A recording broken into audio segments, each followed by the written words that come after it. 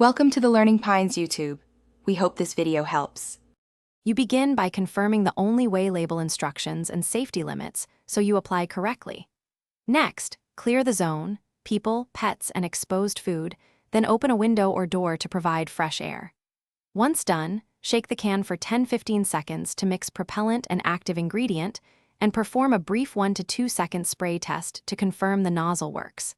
This establishes safe, consistent delivery and prevents misapplication right from the first burst.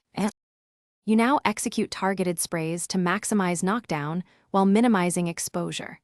Hold the can upright about 12 to 18 inches from the surface and use short 1 to 2 second bursts aimed at likely fly resting places like window frames, ceiling corners, and trash areas. Once finished with a pass, step back and observe for flies regaining mobility before repeating. This staggered approach reduces overuse and helps the active ingredient contact insects where they rest.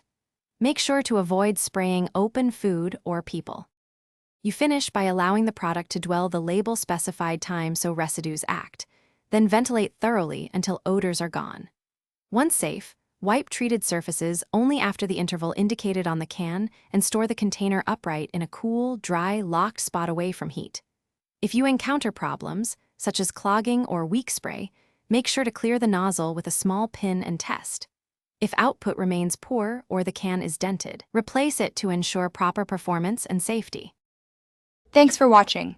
Consider subscribing if we helped you.